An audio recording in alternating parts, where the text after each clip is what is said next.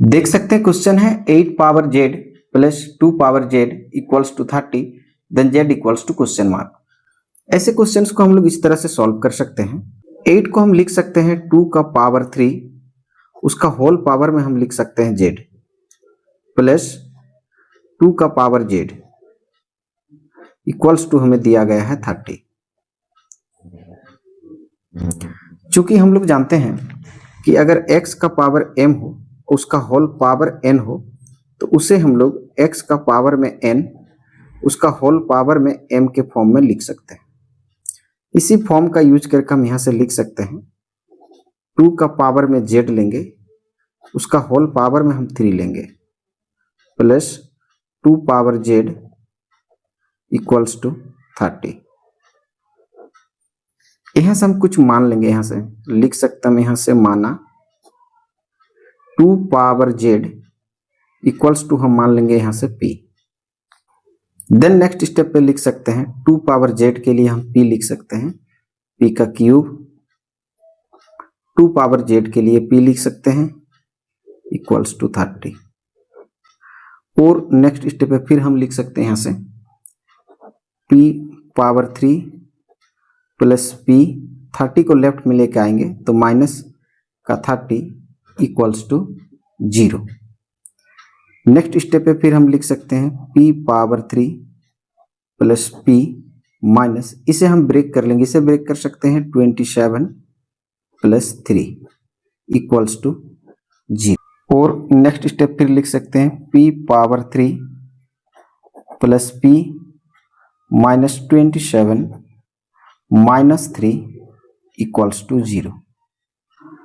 और p power 3 plus p minus 27 के लिए हम लिख सकते हैं 3 का पावर 3 माइनस 3 इक्वल्स टू 0। और नेक्स्ट स्टेप पे फिर हम लिख सकते हैं p पावर 3, यहाँ से क्यूब वाले को हम एक साथ रीअरेंज कर लेंगे तो यहाँ से लिख सकते हैं minus 3 power 3 plus p minus 3 equals to 0। Next step पे फिर हम लिख सकते हैं p power 3 minus 3 power 3 bracket close कर लेंगे plus p minus 3 bracket close equals to 0। यहाँ से देख सकते हैं अगर इसे a और इसे b मानो तो a cube minus b cube, a cube minus b cube equals to formula हो जाती है a minus b into A square plus A B plus B square. तो आइए इसी फॉर्मूले को यूज करके हम यहाँ से आगे बढ़ सकते हैं। यहाँ से हम बोल सकते हैं कि a के लिए हमारे पास है p और b के लिए हम लिख सकते हैं 3। यहाँ से हम कर लेंगे a माइनस b यानी p minus 3 bracket close a square यानी p का स्क्वायर प्लस ए बी यानी 3p प्लस बी स्क्वायर यानी 3 का square plus p minus 3 equals to 0। फिर नेक्स्ट स्टेप पे हम लिख सकते हैं यहाँ से इन दोनों पार्ट से हम p माइनस 3 को कॉमन लेंगे तो यहाँ से निकल के आएगी p square plus 3p plus 3 का स्क्वायर 9, p माइनस 3 कॉमन हो गई तो यहाँ से हम लिखेंगे प्लस का 1 इक्वल्स टू 0। और नेक्स्ट स्टेप पे लिख सकते हैं p minus 3 into p square plus 3p plus 9 plus 1 10 हो जाएगी इक्वल्स टू 0।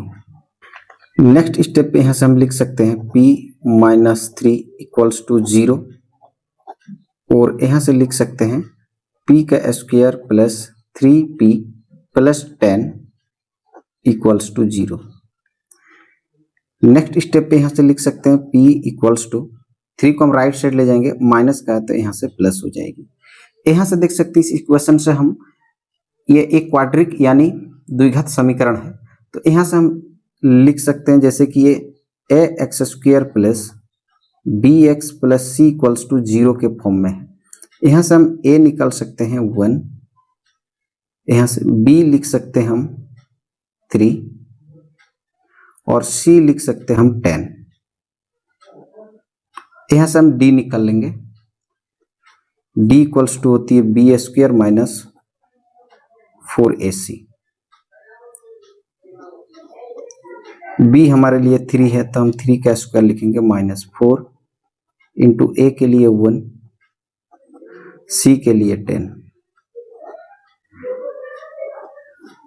d इक्वल्स 3 का स्क्वायर 9 -4 1 जा 4, 4 10 जा 40। नेक्स्ट स्टेप पे देख सकते हैं d इक्वल्स टू 40 से 9 माइनस कर लेंगे, -31 हो जाएगी। -31 जो कि 0 से छोटा है, 0 से भी लेस देन 0, 0 से छोटा होने का मतलब हम कह सकते हैं इसका जो मूल होंगे वो वास्तविक नहीं होंगे। लिख सकते हैं मूल वास्तविक नहीं है, मूल वास्तविक नहीं है, वास्तविक नहीं है।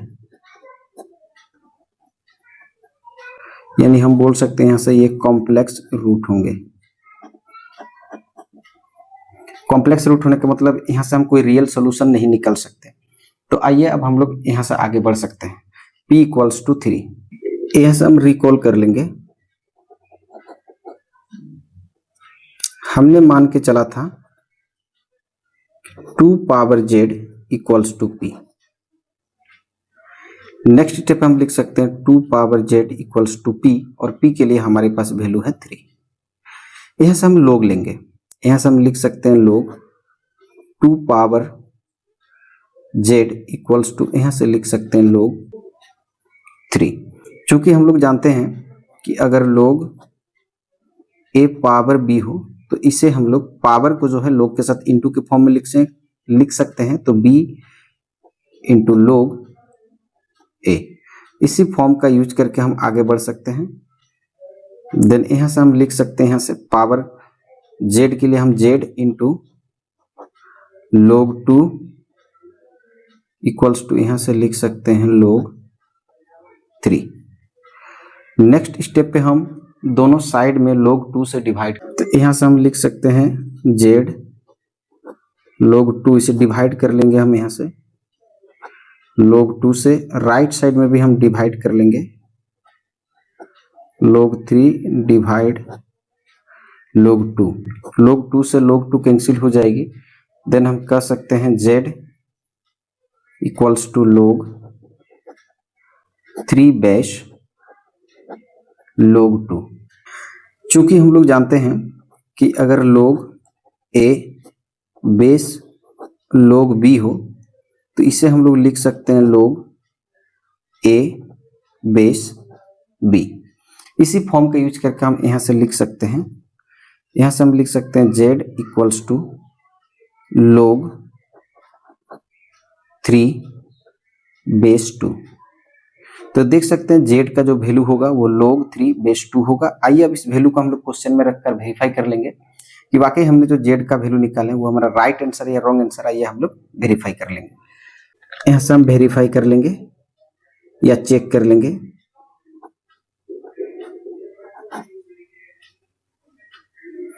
क्वेश्चन है हमारे पास 8 power z plus 2 power z equals to 30। Next step पे हम 8 के लिए लिख सकते हैं 2 power 3 whole power z plus 2 power z equals to 30। Next step पे पावर का पावर इंटू हो जाती है, तो 2 power 3z plus 2 power z equals to 30। Then next step पे हम लिख सकते हैं 2 पावर 3, और z के लिए लिख सकते हैं हम log 3 बेस 2 प्लस 2, z के लिए लिख सकते हैं फिर log 3 base 2 equals to 30। Next step फिर हम लिख सकते हैं 2, ये 3 जो इंटू है ये 3 का पावर कर लेंगे हम यहां से, तो यहां से हम लिख सकते हैं log, ये 3 को 3 का पावर कर लेंगे तो 3 का पावर में 3 बेस 2 प्लस 2 पावर में log 3 बेस 2 इक्वल्स टू 30। और नेक्स्ट स्टेप पे हम लिख सकते हैं यहां से 2 का पावर log 3 का पावर 3 27 बेस 2 प्लस 2 का power log 3 base 2 equals to 30। चूंकि हम लोग जानते हैं कि अगर b का power log a by b हो, अगर ये पार्ट इक्वल हो जाए तो इसके लिए हम लिख सकते हैं log a बेस b के लिए हम लिख सकते हैं a। इसी मेथड का यूज करके हम यहाँ से आगे बढ़ सकते हैं। देन यहाँ से हम कर सकते हैं, देख सकते हैं ये पार्ट इक्वल है तो log 27 के लिए हम यहाँ लिख सकते हैं 27 प्लस ये पार्ट इक्वल है तो log 3 के लिए हम लिख सकते हैं यहाँ से 3 इक्वल्स टू 30। और यहाँ से फिर हम लिख सकते हैं 27 प्लस 3 30 इक्वल्स टू 30।